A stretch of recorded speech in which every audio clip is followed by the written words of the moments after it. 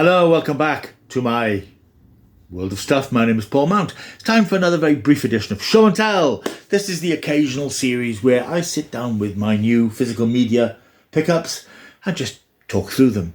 I haven't done it for a little while because I haven't really picked up very much. It's not that I've not been looking for things, not been wanting to buy things, but there's really been precious little that I particularly wanted. However, I've picked up a few bits and pieces in the last week to 10 days, enough to justify making a video. So I will show you them. In fact, there's 9 titles which I've picked up. One of them I've shown you in a previous video. It was my Indiana Jones and the Dial of Destiny, which I picked up from Amazon a couple of weeks ago. I think I showed you that in my cinema room update recently. But there are a few others now available to show you. So let's get through them. Pick these up. I think these are all, some of them are CEX pickups. One of them is, another one's an Amazon pickup, and 3 are pickups from Zavi, a promotion at Zavi. First one then, let's have a look at the first one I picked up from Amazon, The Creator. Been waiting for this to come down in price because I did enjoy this. There is a video review of it way back there. If you want to scroll your way back through the channel, you'll find my review of it. Directed by Gareth Edwards. A really interesting science fiction film. I can't really say a lot more than that about it because it's not the most original film you've ever seen. It's very much based on things we've seen before and tropes we've seen before.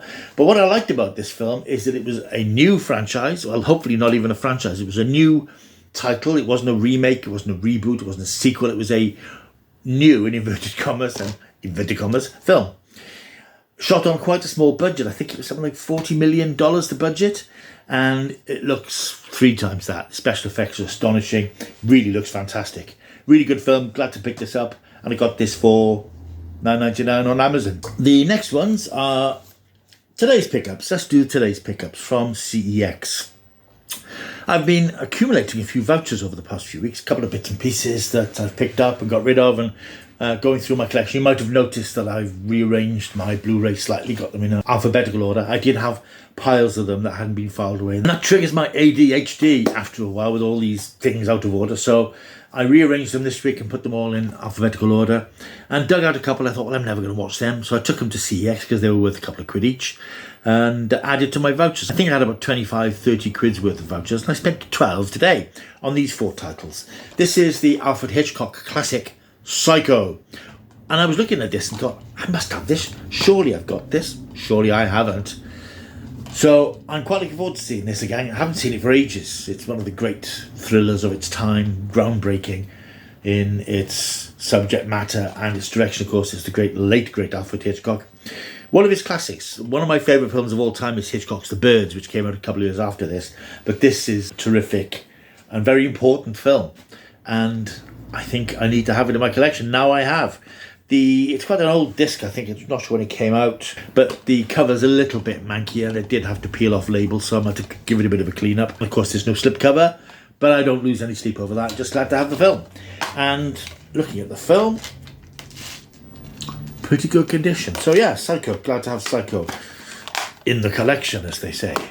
Next one I picked up is a quirky little film from, must be about 5 years ago now, I suppose. 2016, in fact. Wow, 8 years ago. My God, time is flying. It's called Prevenge. This is written and directed by Alice Lowe. She's a very talented actress, director, writer. You'll have seen her in lots of things over the years. She's probably easier to reference her appearing in Ben Wheatley's Sightseers.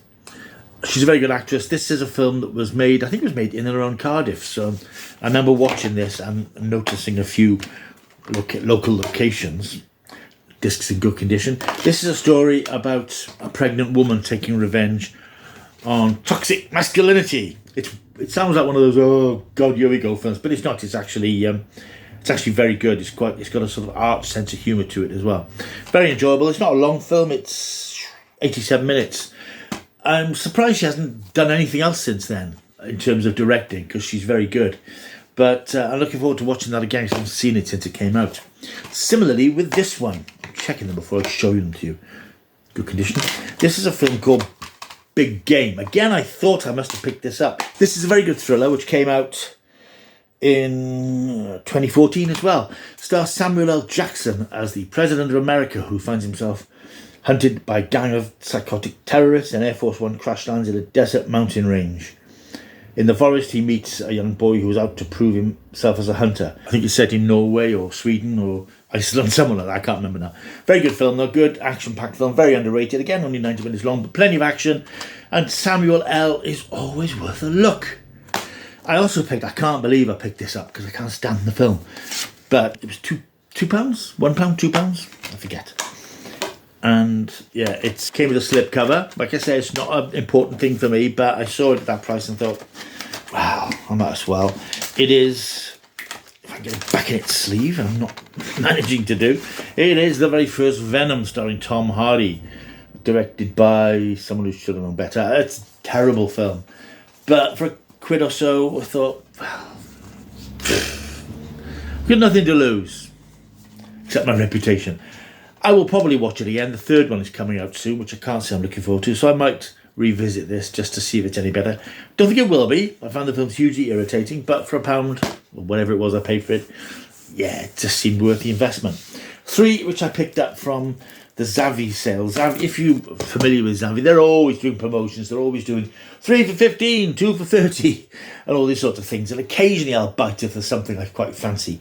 Last week they were doing a 3 for 15 promotion on certain Blu-ray titles, and I scrolled through and I thought, yeah, there's 3 I could pick up there, so I picked them up. First of these is the second series of Marvel's Agent Carter, starring Hayley Atwell. It's sort of not part of Marvel Cinematic Universe, and yet it is, because obviously it's the same character, same timeline. It's sort of, it's sort of tangential to Marvel. Not that any of that matters these days, I don't think. But I really like this series. I enjoyed the first series. There's more of a science fiction edge to this second series, and I think it's 10 episodes. Really good series, and I will at some point watch this again. I've got series 1, so I was glad to pick up the second season. Second one I picked up is Nomad Land, starring, of course, Frances McDormand, a film by Chloe Zhao. This came out a few years back and was an Oscar winner. It's a story about a woman living in a camper van and travelling across the country. One of those sort of character pieces. I've never seen it, and I like Frances McDormand. Not my sort of film, not the sort of film that I would necessarily review here. But I'm looking forward to having a look at it at some point, maybe one quiet autumn evening perhaps, or afternoon. I'll bung this one on. And of course it's directed by Chloe Zhao. She made such an impact with this film that Marvel snatched her up, thinking that she'd be perfect to make a superhero film, and she gave us Eternals. Damn you. The final one I bought is another one which is slightly uncharacteristic, I suppose. It's a Disney classic, and this is one I haven't seen for years. I remember enjoying it when I was a very small child. It's A Sword in the Stone. It's a Disney version of The Legend of Arthur and Merlin and Excalibur and so on. I haven't seen this for donkey's years, and I thought, wow, I haven't got a lot of the classic Disneys because, I've just moved away from animation and those sorts of old classic Disney films, really. But I thought, I'm quite interested in seeing this again, because I remember I found it quite striking as a small child. So yeah, that's it really, not a lot. But as I said, I'm not sort of trawling the shops week after week looking for the new releases. I'm not in and out of charity shops when I do pop into the charity shops, the local shops. But there's not a great deal there these days that I haven't got, and I'm trying to not just buy things for the sake of it. I'm trying to buy things that I'm interested in watching or rewatching, and I think I can justify that with this little bunch here.